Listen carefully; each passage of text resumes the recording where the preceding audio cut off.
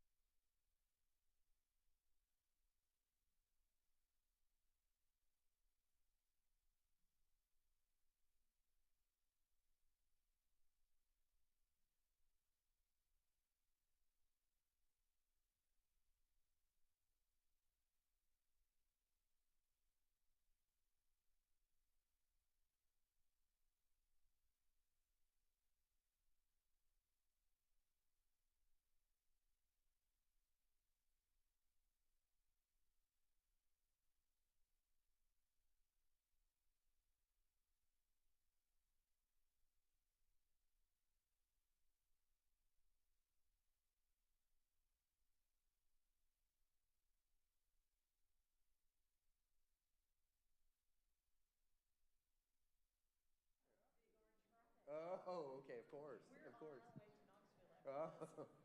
Is there a game this week? I'm noticing a pattern. Good morning, ladies and gentlemen. This is Policy Talks. I'm Dave Crouch, and this is Policy Talks brought by the Williamson Inc., our chamber here in Williamson County once a month. And we're happy to have a live audience here at the beautiful Columbia State campus. It's a beautiful day out there. The sun is very bright, and coming east from any place in Franklin, it was like dodging the traffic lights trying to see what's going on. But it's a beautiful day, and we're glad to have you all here. We've got a TV audience with us on WCTV, which is Comcast Channel 3, and on YouTube. And Creed, I can't keep up with all the venues it's on. Radio audience on WAKM, and thanks to Tom Lawrence and his crew. So got an interesting panel here this morning that I've been looking forward to talking about, one of my favorite subjects.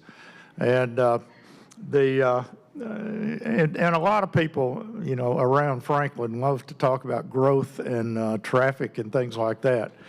So our guest this morning from seniority down, Dr. Ken Moore, the mayor of Franklin, Eric Stuckey, our city administrator, and Paul Holzen, the director of engineering, and David Chang in the traffic management department there at the city hall. And we've got a presentation that they've got put together. I want to get to know a couple of these guys a little better personally, and I should have asked ChatGPT how long you've been mayor, Mr. Mayor, but tell us how long you've been in office now. 13 years. It'll be 14 in January. And so far, so good. Got reelected here about a year ago, I think. And so we're looking forward to another 3 or 4 years. Eric, you've been here. I did get your LinkedIn profile. It looks like almost 16 years. 16 at the end of this year.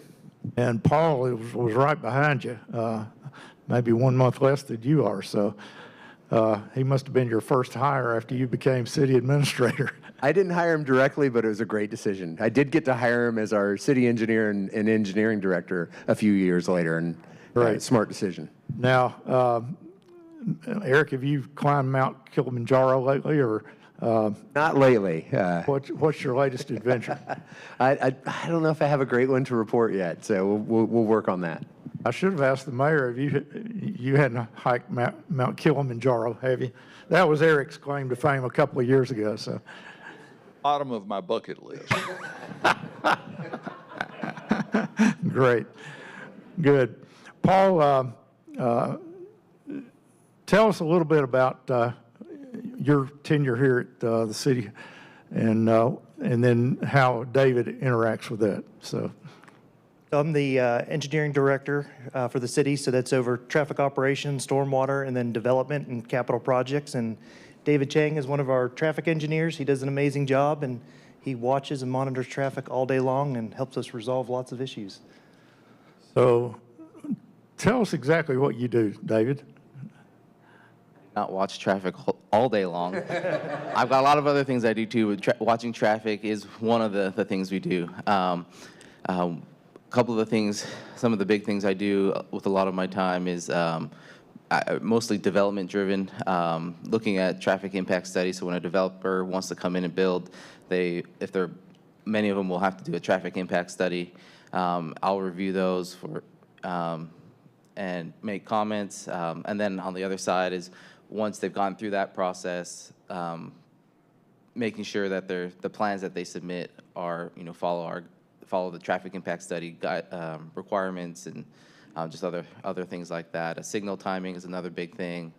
There's a lot of other things too, but those are probably the 3 most time-consuming pieces that I do. Paul, do you ever go back and look at his traffic studies from 5 years ago and see how accurate they were? No, I do not. He does an amazing job. Just give him a hard time a little bit. So I'll comment on that real quick. So recently, because we're moving out of City Hall, we've had to, purge some paperwork. So we don't have to store it. And some of that paperwork are old traffic impact studies. So I was tasked with finding out which ones we can get rid of, which ones have digital copies and stuff like that. So I was able to go back through the last 35 years of traffic impact studies. I have no idea what these things are called. So I have no idea what they are. And most of them were before my time here. So I got to go through some of them and look at them and like, well, that's a little bit different. A little bit different now. So it's been interesting. It's been a fun exercise, though.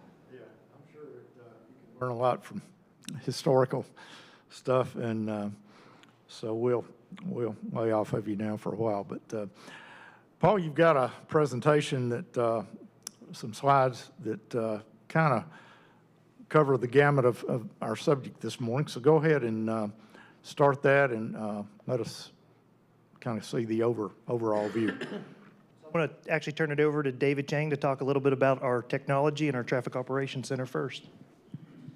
So the first thing I start off with is, I don't know if many of you know, but many of the departments are leaving City Hall for temporary locations. The Traffic Operations Center has moved as of yesterday.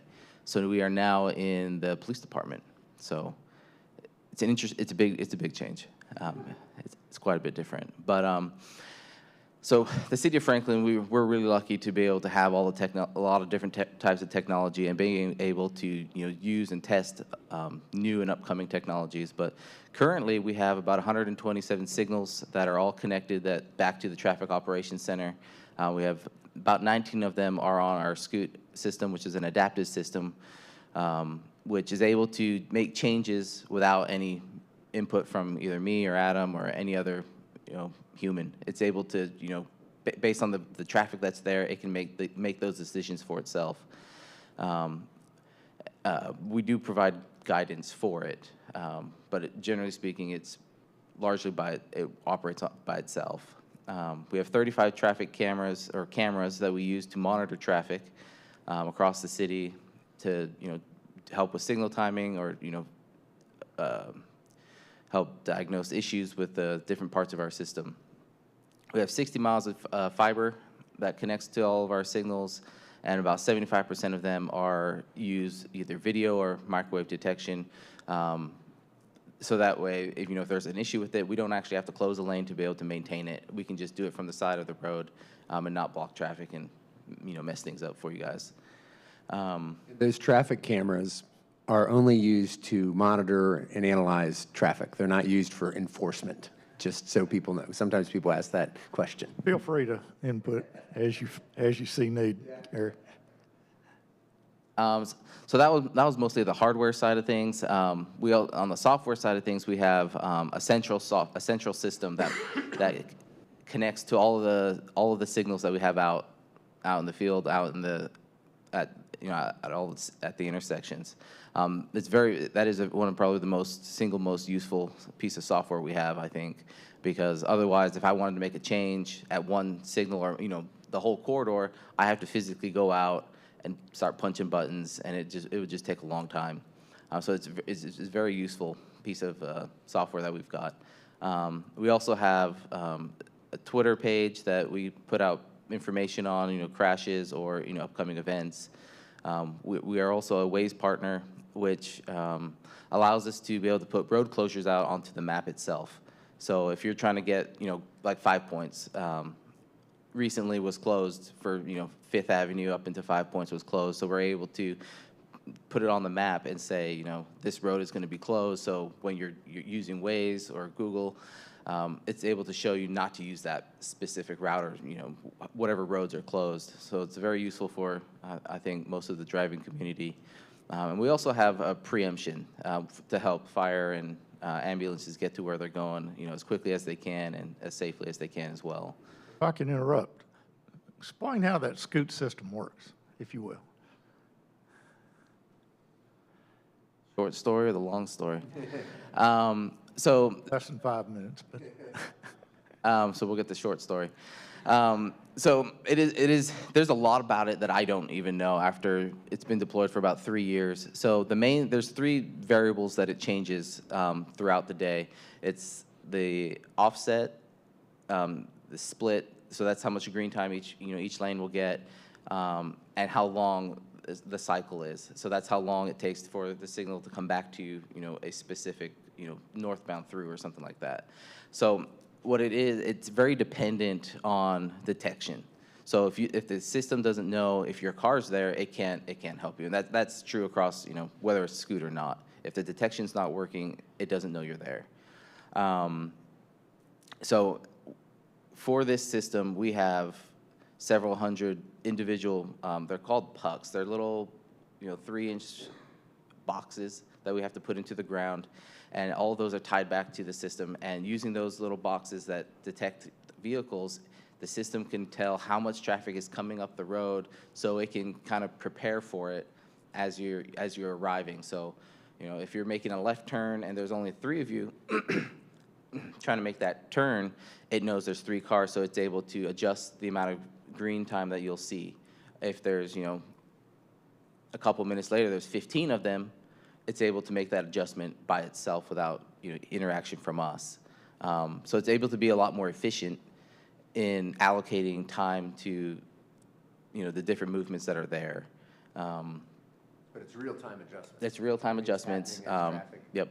builds or lessons. Mm-hmm. Yep. So. That'll work. So, that's a short story. Yeah, that's yeah, if you get the wrong person up here, they could keep going all day.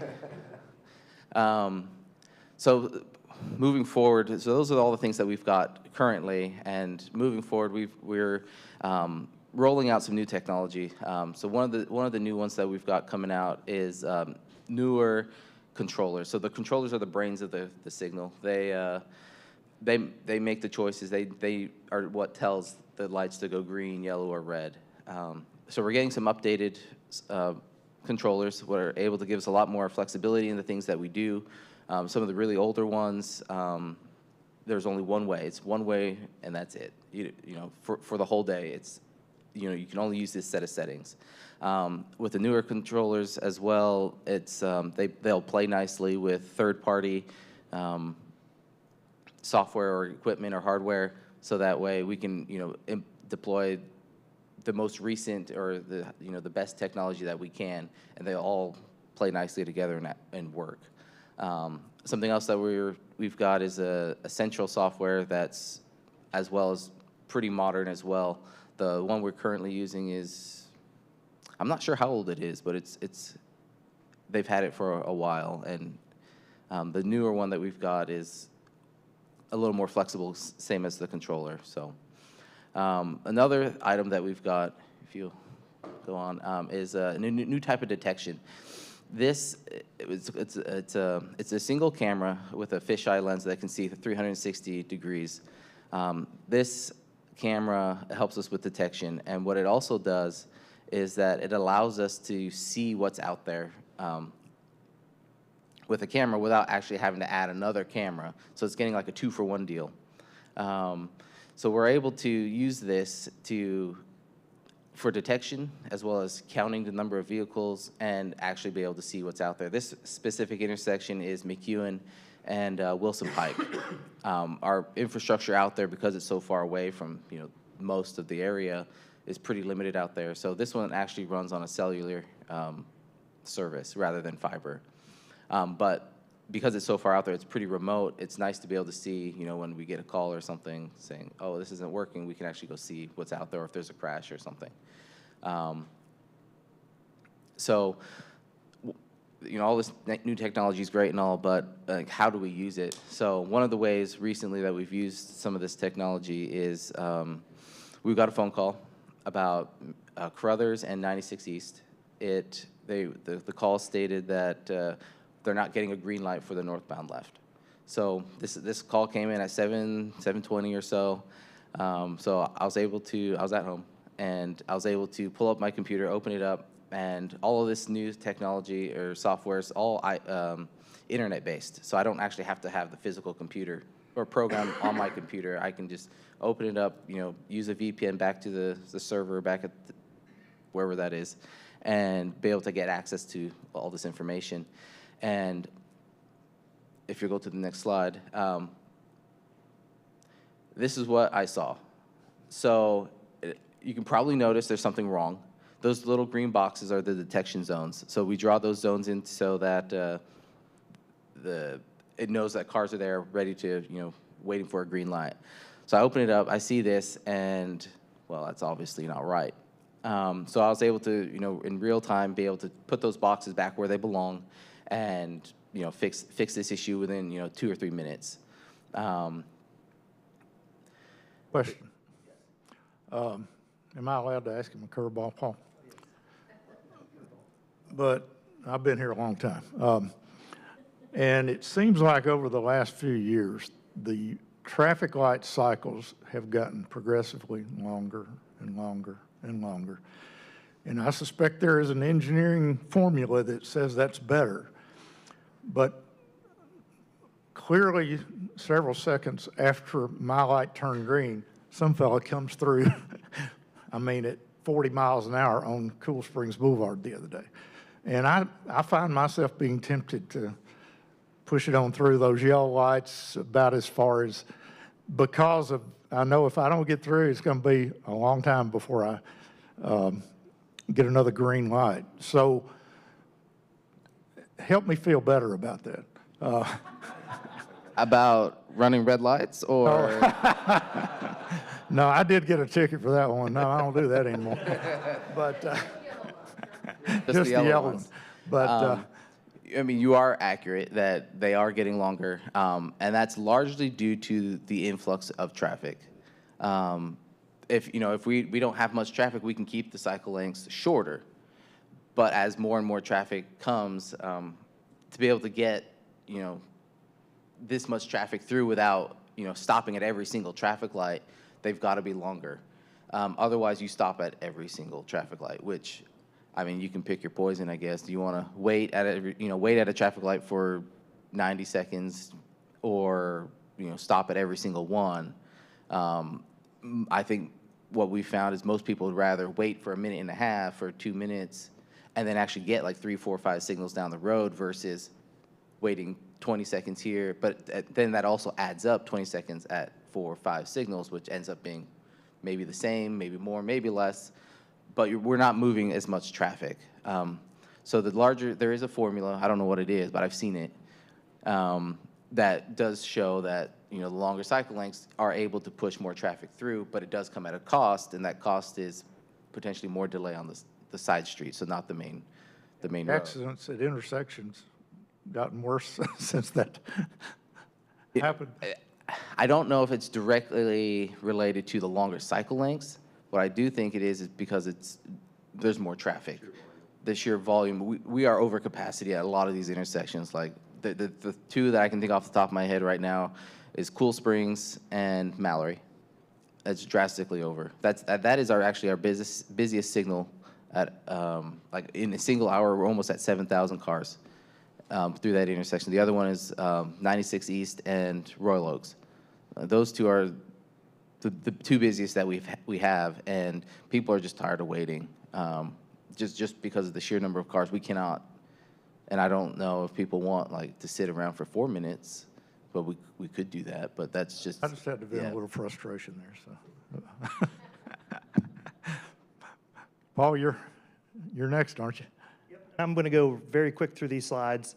This just shows a list of capital projects we've completed over the years, last 10 years. And there's a lot of projects there. This is a commitment to our board of mayor and aldermen funding projects and our staff implementing them and just trying to keep up with development as it proceeds.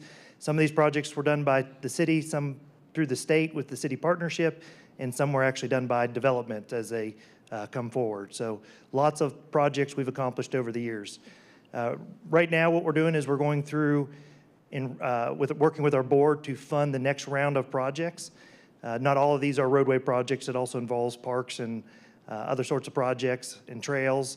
And so right now, and we'll come back to this number, is what we've determined is there's around $86 million of capacity, and now the board has the fun task of trying to prioritize 53 projects and picking which projects can move forward and which ones do not get to move forward. This is a map just kind of showing our active projects that we have going on. There's 3 of them crossed out because we recently completed them, and I didn't have time to update this slide. And we'll just hit them very quickly.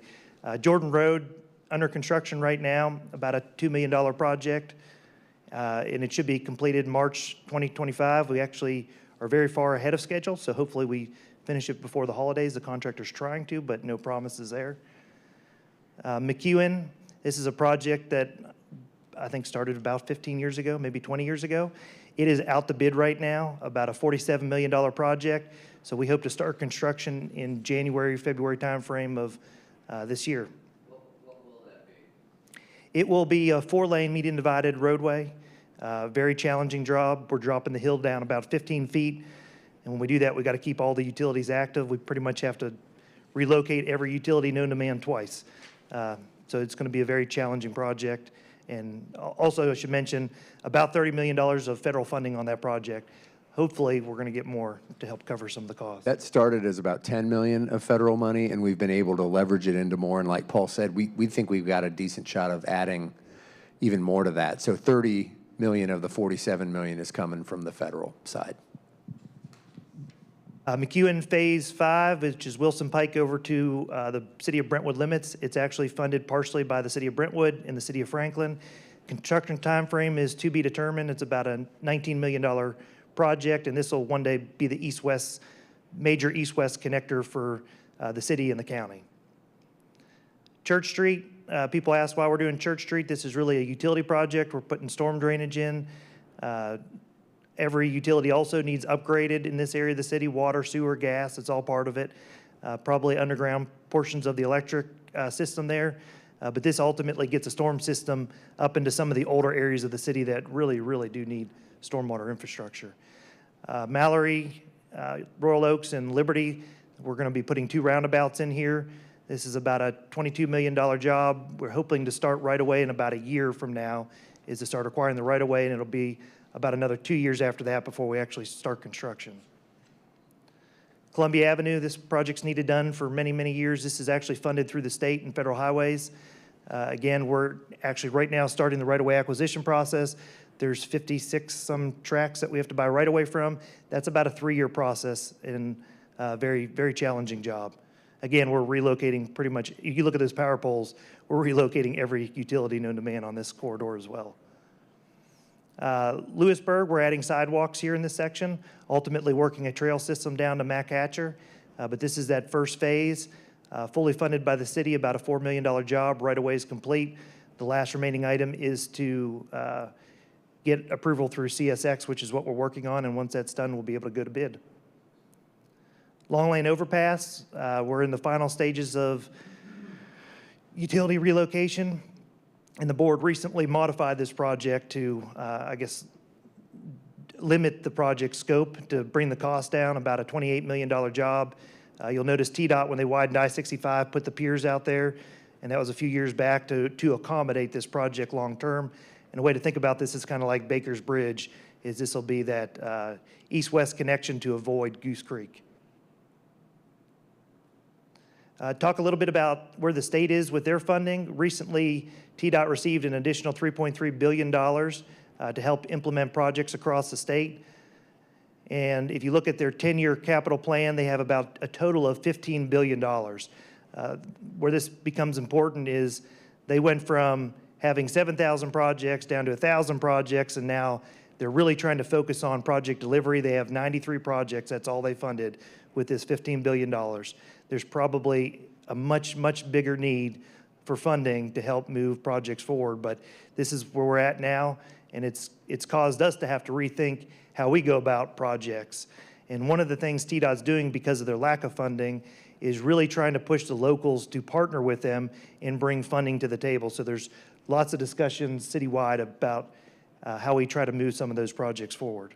Talk on that real quick. We've been engaging with State Department of Transportation to talk about that and what that could look like for us. Paul's going to talk about a couple projects that very much fall into that. And we're looking at it both from what's the funding partnership look like, and a big part of the push at the state legislative level was to open it up to more partnerships. The choice lane concept is about public-private partnership to deliver that, but our point has been local governments are partners too. what does that look like? And when this first 10-year plan was done a year or so ago, we put money on the table to help do Southeast Mac Hatcher widening. We thought we had a really good shot up until it was announced that we didn't get it. And so the question is, what's the goal? If we know the goal, we can work towards the goal, but we just didn't have that articulated. And we really honestly still don't, but we're having more dialogue around it. And we know a lot of our key projects, our key choke points are state route involved. So we need to understand what that looks like. And so we're trying to be aggressive in that and understand that and kind of stay tuned on that end. But we are looking to be a partner in improving these important key state routes across the community. Mayor, when our governor, who is from Williamson County, became governor, Southeast Mac Hatcher was on the 3-year plan. Now it's not even on the 3-year plan anymore. Have you had any conversation with him about? I've had conversations at the MPO, and I think that is back on the list again, is my understanding, and that's certainly one project we're looking at. I think the point of what we're discussing right now is that there's a flaw in how we fund transportation in the state of Tennessee. They're now pushing funding responsibility more on the cities, expecting us to come up with more money to help fund projects that the state should be paying for. We're a pay-as-you-go state. It's nice to brag about it. We have no road debt. But in reality, when we did the Improve Act, those projects were supposed to be done within 10 years, and with inflation, it turned up 40 years to get them done. And so that's the reason for the Transportation Modernization Act. So I'm a strong advocate that the state needs to study how they're funding transportation in the future. Whenever they did the Improve Act, they should have indexed the gasoline tax, which is one of the revenue sources to do our roads. So I think that, I hope that that discussion will occur in the General Assembly, and they will look very seriously on some other options to fund transportation. Because if we're going to put X amount of dollars in a state project, that means that our local roads are going to suffer because we don't have the money to build a local road. And the state changed their philosophy. You talked about the 3-year plan. They would put components of many projects in the 3-year plan, but not the full funding. So for example, Southeast, I think they had some environmental or preliminary engineering in there, but they didn't have final design or construction in a 3-year plan. So you're sort of always jockeying to land there. And so the change they've made is once they commit to a project, they commit all the way. That's good, but they're doing, really at the end of the day, even though they put more money, they're doing fewer projects. Right. But it's a full commitment to complete them. So if you're on that list, it's fantastic. You know it's going to get done. But if you're not, you're like us on a couple of these, trying to find the best path and what does that partnership look like, and that's what we're working on. Pay-as-you-go does sound good, but, you know, that's like telling a young family they can't buy a house till they save up all the money for it. You know, when you're growing, you've got issues that, you know, may take years to pay for, but you need them now. So that's what financing is all about. So, but go ahead, Paul. Kind of what Eric's talking about, Mac Hatcher Southeast, $100 million project. Just as a reminder, we only have, the city, right down our current model is $85 million to try to figure out what projects we do, and do we spend that on local streets, or do we spend that on limited access TDOT? So there's, as Eric said, there's lots of conversations between city staff, elected officials, appointed officials as to how do we move this project forward. I think we can all agree that we can't wait 10 years to widen Mac Hatcher Southeast. Very similar is Mac Hatcher Northwest. Again, I don't think we can wait 10 years before we fund this. Currently today, there's about a mile queue of backup during those peak hours. This improvement is really needed. So again, there are a lot of conversations happening as to what is the best way to move these projects forward. On both those Mac Hatcher projects, the right-of-way is already owned. So and utilities are already located out to the perimeter. So the big things that cost us time and money and delay are that right of way and utility relocation. And both of those major projects, those issues are pretty much off the table because they've already been widened in such a way to anticipate that. So we get the green light to go on these through the state, we can really move quicker than a typical project of this magnitude, which is, if we can get the right answer, it's encouraging, but we got to get there. As I was doing my research, which I enjoy doing before these programs, I ran across a letter to the editor to the Tennessean from Mark Cleveland. Is he still in Williamson County? He used to be. I don't know. Lives in East Nashville, but Mark's at a lot of the transportation meetings and advocating basically for a program he calls Hitch, which is a shared ride opportunity where you can use the software, and he partners with cities and other organizations to create a reward program to encourage shared rides. He mentioned that. He also raised a suggestion that I used to think about as I was sitting on McAtcher waiting for, the mile of traffic in front of me. That was before it was widened between 96 and Hillsborough Road, which improved my commute drastically. But we've got a lot of asphalt in Franklin that we never can use. It's called the shoulder. And I look at that shoulder and say, why can't we just, use it at least in high traffic times?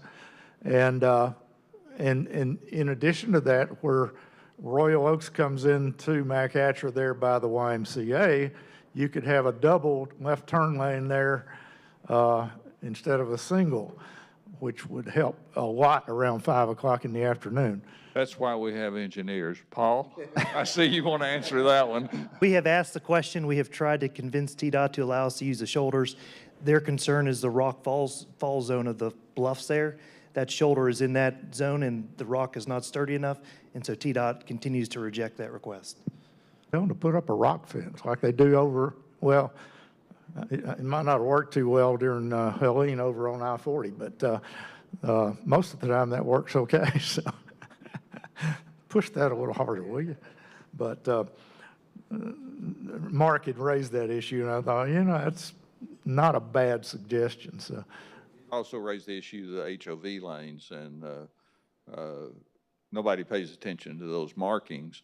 And to enforce that, you're just going to create gridlock. So it's kind of an interesting situation. I think the fact that the choice lanes gives an opportunity for public transit to use those without a charge could be a real opportunity for us, because right now, who wants to ride a bus that's getting there at the same time if I were driving my car? right. And so if you can create that situation where a bus gets there faster than any other way you can get there, then people are going to start to use it. Yeah. But there's lots to go on locally to really solve this. We got to solve the last mile situation first.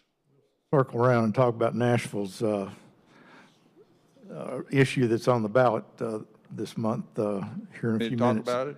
In a few minutes. Let's kind of focus on Franklin here for a few more minutes if we can. But Paul? That's the presentation. Are you done? Yes, sir. I've got a couple of curveballs, but I'll save them for later. But Mr. Mayor, Eric, Franklin, Williamson County population has doubled since 2000. What do y'all project going forward as far as population growth? And and I'll ask Mr. Mayor, you made a comment outside. You can repeat that, but is traffic always going to be this bad? Is it going to, and it's not bad all day long, most of the time, but it is pretty rough at times. So, What was the question again? What about our population? Population growth, and how's that going to affect our... We study these things on a regional basis. what's happening, and the latest is in the next 25 years, our population is probably going to double. Also, in the next 25 years, if we don't do anything to address the current traffic situation, we'll be in gridlock. We already see one of the longest commutes times in the country, in the Nashville region. So it's important that we start addressing this yesterday. So Mayor's population doubling statement is regional, not Franklin. Franklin is growing at pretty much the same rate it's been growing at since the late 1980s in terms of number of people. It's about 2,000 a year, or 20 to 22,000 per decade. And that's what we project going forward as well, that it'll be pretty consistent in that around 20,000 a decade. So we're around 90,000 right now. So you project that forward. And so that is a pretty consistent growth rate that we see. What we do is like they talked about, we try to study every development that happens.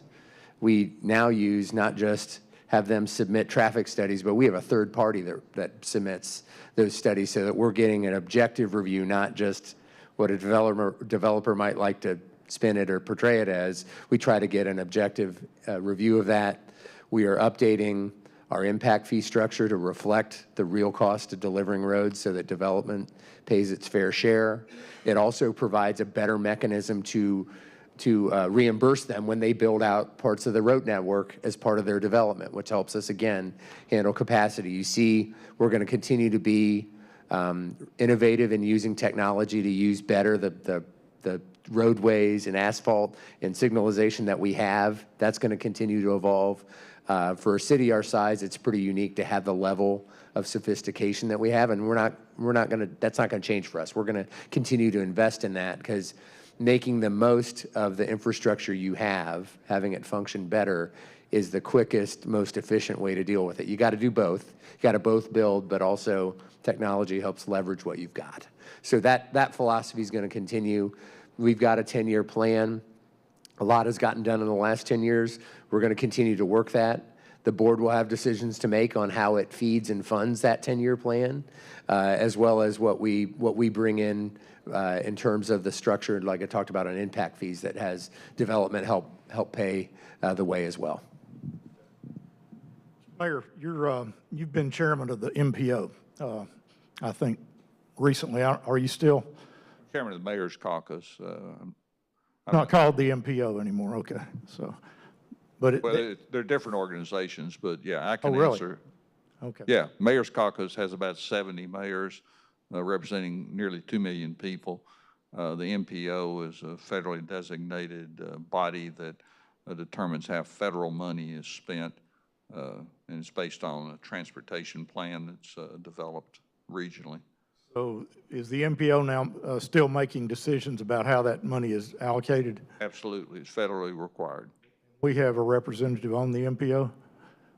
I thought so, okay. And we also have one of the engineering staff, Jonathan Marston, that is on the TCC, which is a technical advisory committee to the MPO. They understand all the bells and whistles and the engineering portion of it, and we're looking at projects that have been ranked through a various algorithm on how to fund them moving forward. Any hope for moving things? I presume that's part of what Eric's talking about, is getting funding moved to some of our projects. Do you see any movement there that is going to improve or help? I think the thing that's going to help it move is the Transportation Modernization Act and these statewide public partnerships that we see. I think that is going to cause some movement. We've also recently looked at some of the funds that haven't been spent yet because they're in holding, waiting for a project to move forward. And the MPO released about $100 million to be able to pull down additional surplus, I say surplus, unspent federal highway money. So we're hopeful that that we'll be able to do this. We were either last or next to last as far as pulling down that surplus federal money, and Commissioner Ely has asked us to help change that ranking. And so that's why we released some of that money, but we also have an agreement with TDOT that when those projects come, that money will be there. Talking about the release of money, is that coming from the federal government, more money, or is that getting released by the state? It's money that has not been spent in the federal highway system. Maybe the state has not used it, so that money is going to be floating out there somewhere. So we're trying to secure some of those funds. I hope I explained that correctly from an engineering standpoint. Clarify anything, Paul? Okay, good. Well, it's a complicated thing. I understand that, and politics gets interesting always, and so.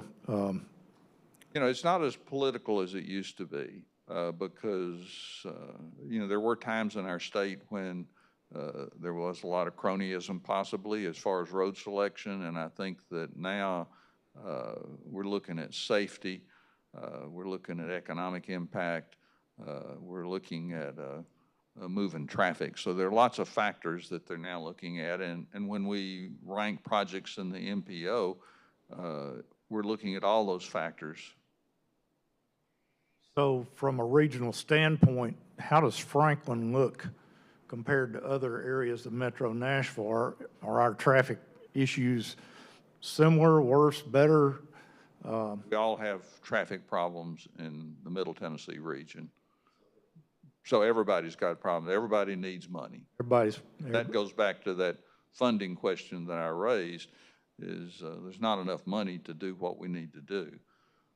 What we try to do is have a plan and have things identified so when opportunity comes our way, we can try to get in it.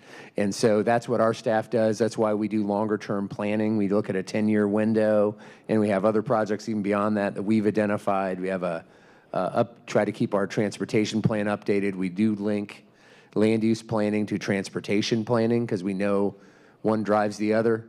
And so that's really the things we can do. And then the mayor, our engineering staff does try to tie into looking at those opportunities. That's how McEwen Phase 4 goes from having $10 million of federal money to 20 to 30 and hopefully more as we continue to explore those opportunities and push, as well as having some of the other technology and other components we talked about to try to make the most of what we've got. I like to go back to this map, and it really just shows all the progress we've made in 10 years of trying to keep up with all the development that's happening throughout Franklin. There's been a lot going on, and we applaud any more you can get behind us. And so if there are questions in the audience, it's a good time for me to start. I saw him first. Teresa, we'll be back to you. David Zoff? David Zoff, absolutely. I'm not an engineer, but I play one in my brain at times. And I'm on my phone, and I can see that on my electric bill, I pay $1 for lighting, $5 for laundry, and so forth. And you're like, what are you going with? There's a lot of turnstile jumpers in our world when it comes to not paying their fair share. And although Jay here with Senator Blackburn says we don't like to talk about taxes, there are people that are not paying taxes, and those are some of the people in this room probably that are driving EVs. And so if my phone can tell me how much I'm spending on my dryer, there's the technology there to tell us who's charging their EV that is not paying for taxes at the gas pump, but should be paying for our roads that they're using. So that's what, 5–10% soon? I mean, in our neck of the woods, there's a lot of people that drive electric cars that are wearing out the roads but are not paying to help fix the roads. So what kind of thoughts do we have on, turning this on to say, listen, you need to pay your fair share because you're also wearing out the roads? Modernization Act implemented a fee for electric vehicles, and if I remember correctly, they indexed it. So we are getting revenue from EVs now that's supposedly equal to what the gasoline tax would be for That registration fee went up significantly for electric vehicles, as I understand it. And the calculation is what's a typical driver paying in gas tax in a year, and translated that into a higher registration fee for the electric vehicles. Now, that's just happened in the last year, so that is a change. It'll be interesting to see what that turns into in terms of revenue over time. But so that has been a focus, and I think it'll continue to be looked at as trying to have that fairness between electric and traditional gas-fueled vehicles. Very good. I appreciate that. I didn't know that was the case. Yes. Teresa Ashworth Harris. We live in Forest Crossing, which is on off of Royal Oaks and at McHatcher. So I'm very interested in that project. Glad to see that you guys are continuing to push on that. I'm assuming that that starts at Royal Oaks or at 96 and goes all the way to Columbia Avenue. Okay.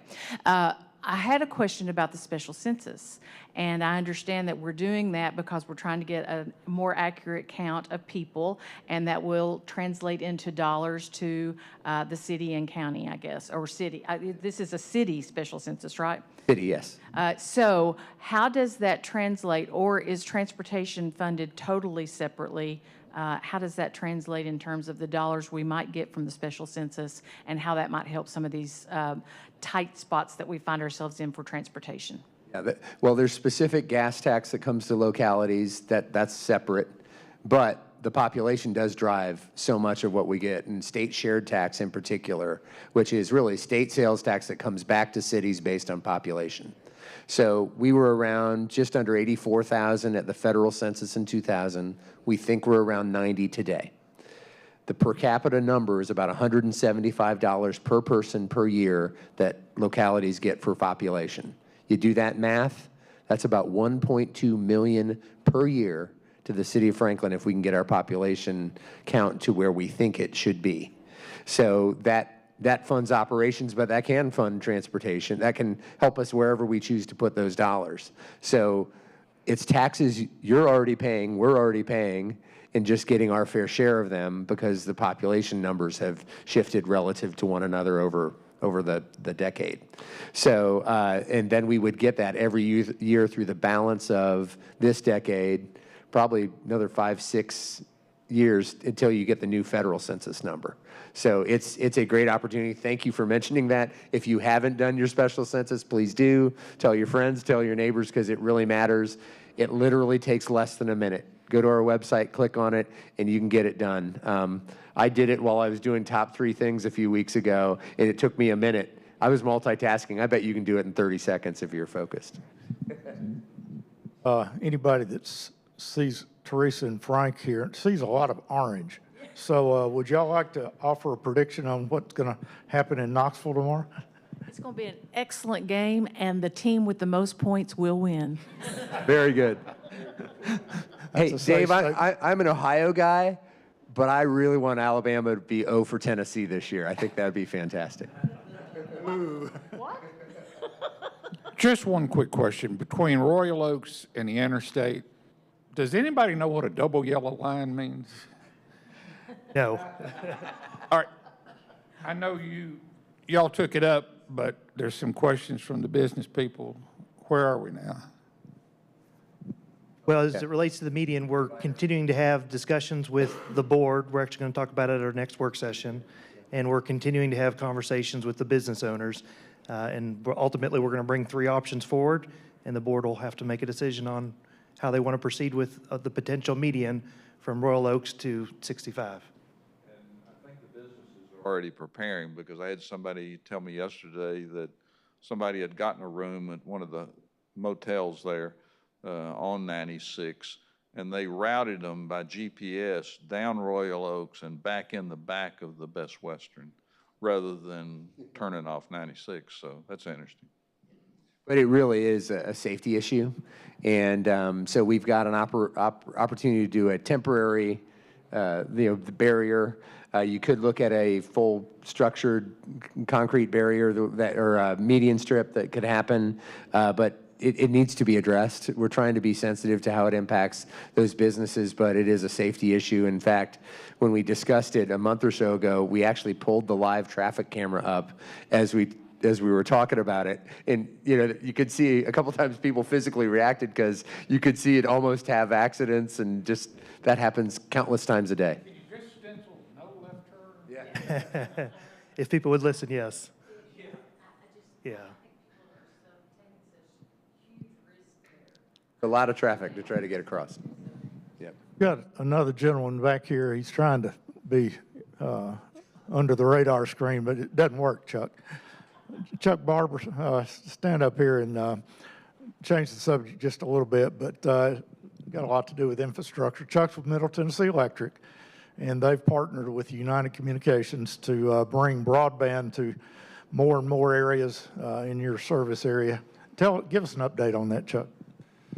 Well, first off, we're real excited about the possibility of bringing broadband to the county especially. And as many people know, there was a time when our students in the county couldn't get online to be able to do their work. Well, that's changing. And of course, with us partnering with Williamson County and getting some federal dollars, we're looking at possibly by the end of 2025 having most of Williamson County done at this point. Again, there's a lot of areas that are unserved that you wouldn't believe, especially out like 840 going toward Fairview area. Even other parts of the county are still lacking.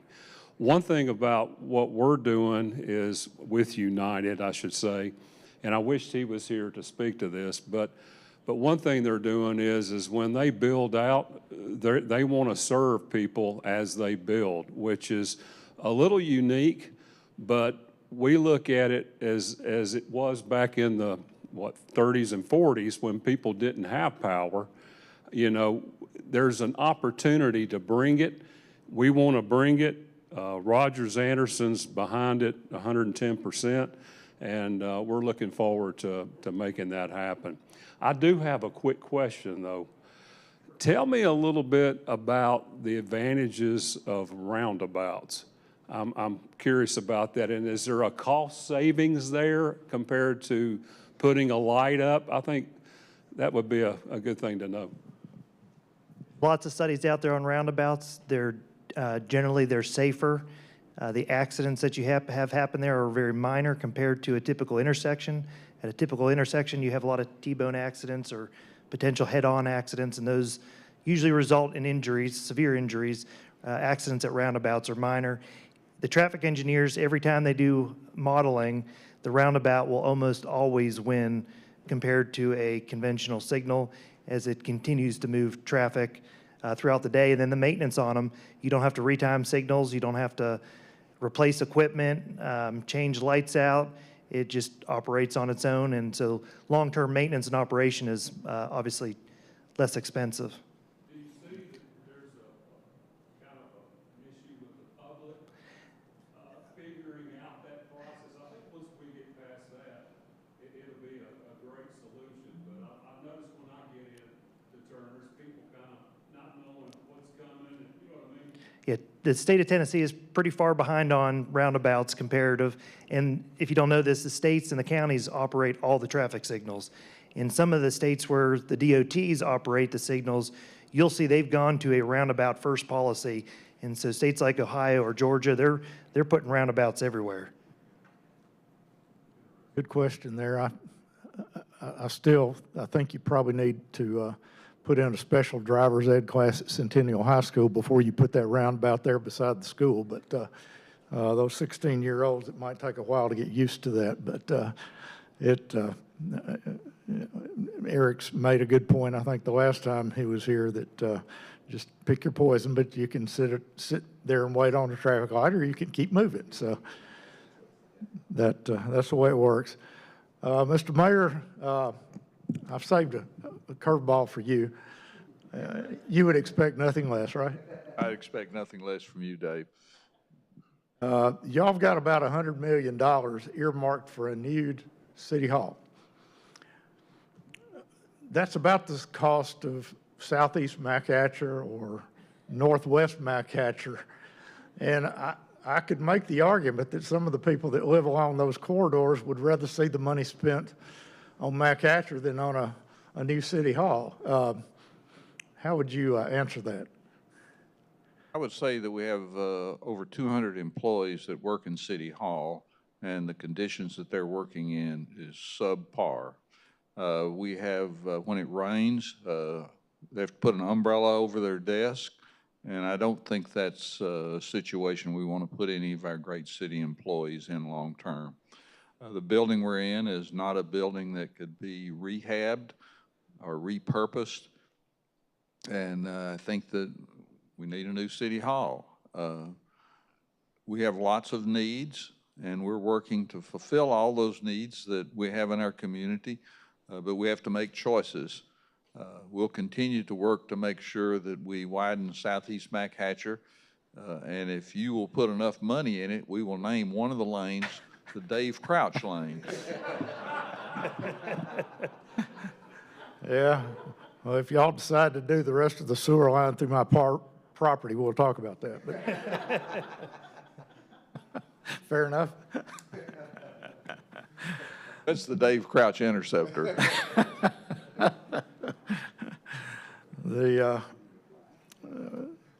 I guess we probably need to wrap it up after that. But it's been a privilege having y'all with us this morning. We appreciate you taking your time to be here, Mr. Mayor, Eric, David, Paul. I know it's an interruption to your day, and we appreciate the time you've taken to be with us. I always appreciate the staff here at Columbia State. Mary Beth and Dr. Darrell Lampley always make us feel welcome here. Rick, you're one of the crew here, and beautiful place to do this, and we appreciate the facility. Creed Henderson and his crew from WCTV make us really look good on the TV screen, and we appreciate that, Creed. And Tom Lawrence makes sure we get out over the WKM every month. So appreciate those media partners, along with Williamson Herald, and well, there you go. Cassie and help me, Derby Jones, golly. Had a blank one there, but we appreciate their help in getting the word out on these. Get some financial help from Vanderbilt University and Vanderbilt Medical Center, and got a young man here with us this morning, and I had his name written down somewhere, but Brady, thank you, Brady, for helping us there. AT&T, I think, do I need to leave them on the list? Yes, they also are a financial contributor. Maybe our most important person here this morning is Terry Rimke. She brings the coffee from our local McDonald's restaurants, the Line Leadership Group that operates those. And Terry, we appreciate that.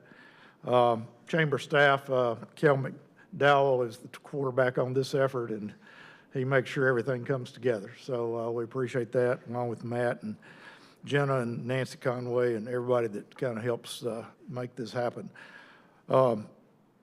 Just appreciate everyone being here. We're adjourned until 2025. We'll be back in January with the state legislative delegation, so look forward to having you back then. But appreciate all the participation. Look forward to having you back in January. Thank you very much.